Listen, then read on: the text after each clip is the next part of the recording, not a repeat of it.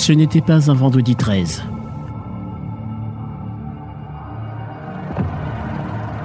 Cependant, la date du 12 mars rappellera pendant longtemps le plus grand drame jamais survenu dans l'histoire de la police haïtienne.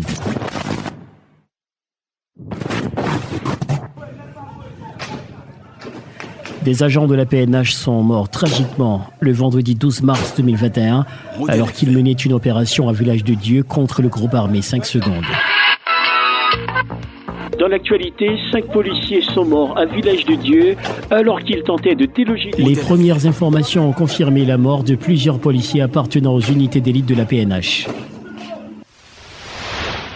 Dans une vidéo qui embrase la toile, on assiste à l'exécution des agents de SWAT Team et de Boyd.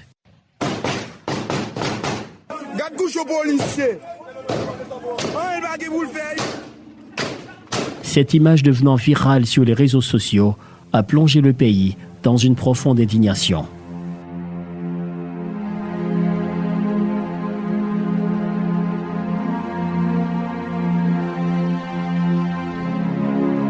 Oui, c'est des hélices, c'est petit moi. Je vais faire une opération. Je tue Eline qui te message pour petit moi hier matin à 6 heures.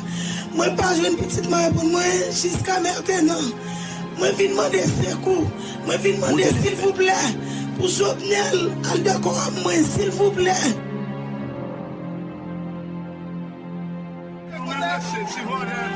Modèle FM.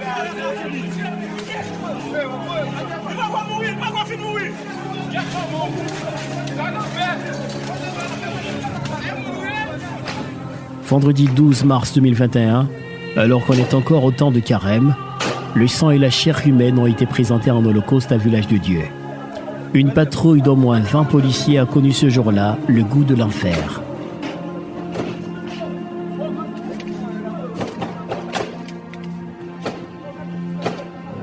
Modèle FM.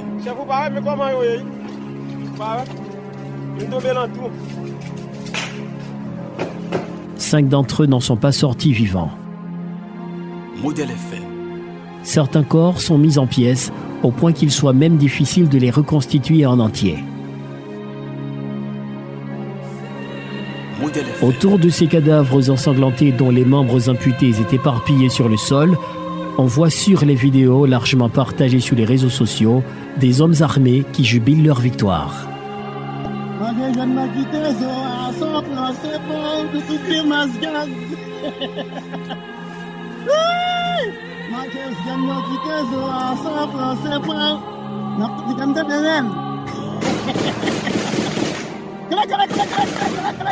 Des armes de gros calibre et des véhicules blindés appartenant à l'institution policière ont été saisis et brandis comme des trophées.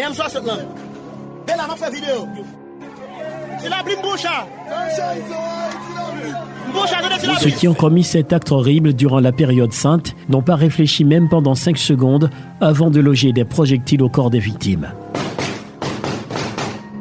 Opération non réussie pour l'unité spécialisée SWAT Team face au gang 5 secondes dirigé par Iso et Mano.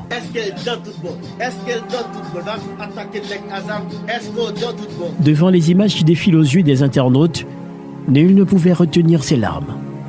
Mais parmi tous ceux dont la triste nouvelle afflige le plus, il y a cette vieille dame. Celle qui peut encore ressentir l'atrocité de la douleur quand elle mit au monde Georges Juvender Alexis Renoir, tombé aussi sous les balles assassines des caïds à Village de Dieu. Une souffrance aiguë déchire tout son être et elle se met à gémir.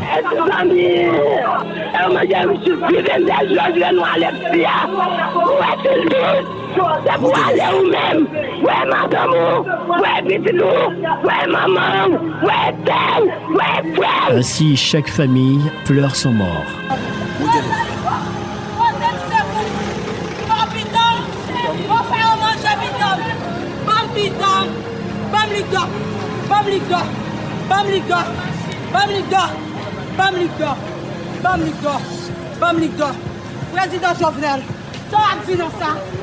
Mais que s'est-il passé exactement à Village de Dieu? Au matin du 12 mars, une patrouille policière prend la direction du boulevard Harry Truman. Destination Village de Dieu avec pour mission spécifique neutraliser le puissant gang 5 secondes. L'unité Alpha, déplacée à bord de voitures blindées, pénètre le quartier de Village de Dieu, Modèle FM. alors que Beta devait s'assurer de contrôler les périmètres extérieurs et de venir en renfort en cas d'urgence. Pour dominer la zone en altitude, un drone piloté à distance parcourt l'espace aérien.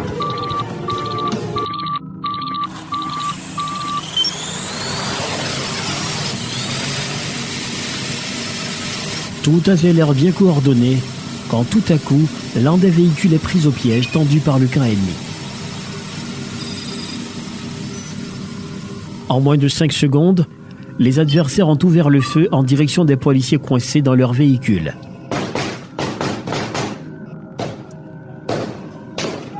Modèle FM. La scène qui va suivre, dans laquelle les personnages vont connaître le plus funeste sort, va choquer le pays tout Modèle entier. FM.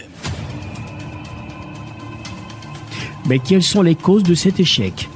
Qui a la plus grosse part de responsabilité dans ce fiasco? Modèle FM. L'inspecteur général de la PNH, Karl-Henri Boucher, celui dont le nom revient en boucle dans cette affaire, aurait bâclé l'opération. Il est accusé de ne pas transmettre les données aux forces de l'ordre sur le terrain, alors qu'il avait la tâche de piloter le drone et de signaler les obstacles en temps réel. Ce dernier aurait rassuré que l'opération pouvait progresser. Gon moun nan haut commandement, c'est lui-même qui permet que l'opération rive côté où elle rive là. L'ancien commissaire de police rejette ces allégations. Modèle FM. Parler aujourd'hui, mais je suis le sixième policier qui est mort de cette opération, parce que je n'ai rien à voir avec ce qui se passe. Cette opération n'avait-elle pas impliqué tout le haut commandement de la PNH? Pourquoi par un seul homme, le drame est entré dans le rang des policiers? Pourquoi les forces de police les plus proches Modèle FM. n'ont pas envoyé de renfort? Quelques instants avant leurs exécutions, des policiers échangeaient entre eux ces notes vocales. Parce que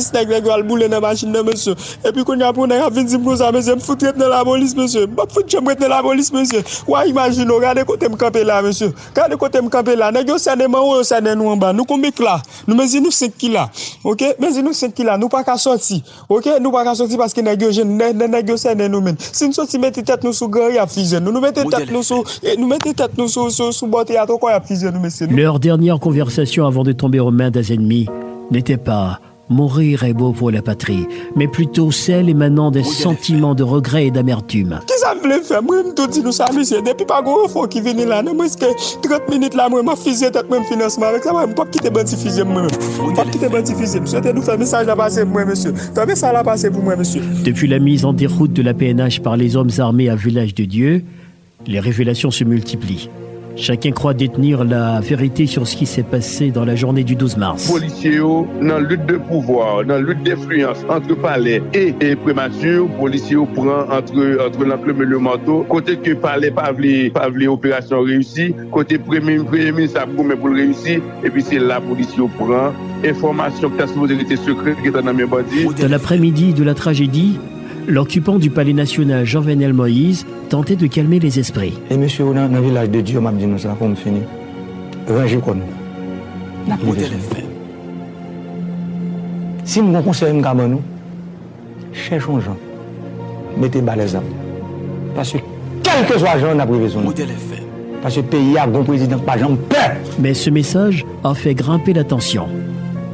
On se questionne sur la montée en puissance des groupes armés dans le pays.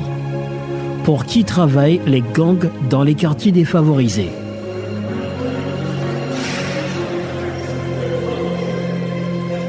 Ce phénomène est beaucoup plus complexe qu'il en a l'air. C'est un bagage qui a fait tantôt qui au pouvoir avec l'opposition, une a parmi équipe. Guy Philippe, depuis sa prison aux États-Unis d'Amérique, explique comment ces gangs armés ont pris naissance dans les quartiers populaires. Toute équipe a mis moun par eux, pour raison par eux, pour intérêt par eux. Que ce soit dans l'année 90 avec l'armée rouge, que ce soit en 2004 dans l'opposition contre Jean-Bertrand Aristide, que ce soit dans l'opposition le Matéli avec Jules Célestin et dans le gros problème, chaque équipe a essayé de renforcer l'équipe, amener que ce soit le privé prend pouvoir et d'écraser l'élection, encore une fois, chaque équipe armée, et ça continue. Donc c'est mon bagage pour dire, je dis là, c'est un groupe qui fait, c'est pour l'autre groupe qui fait. Non, tout groupe y fait, selon intérêt dans le moment.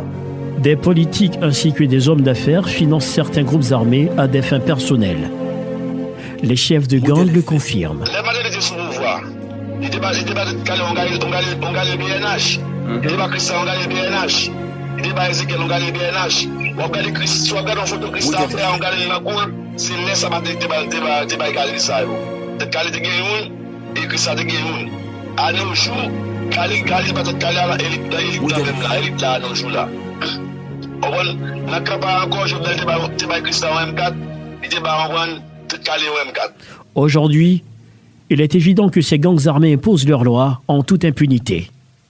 Ils possèdent des armes, ils sont financés et contrôlés par des secteurs politiques et économiques.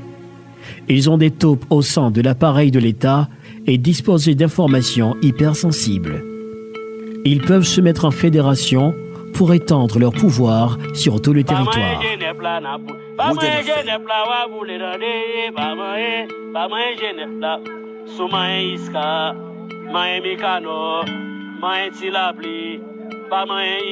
Modèle FM.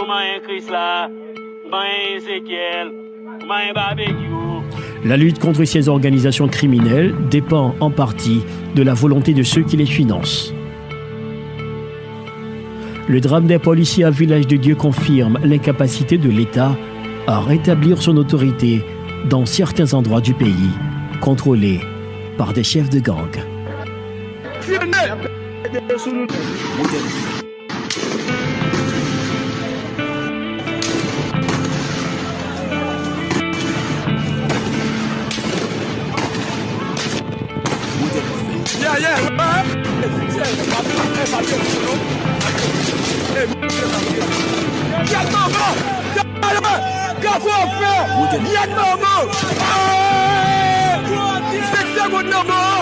Si ça ne fait qu'à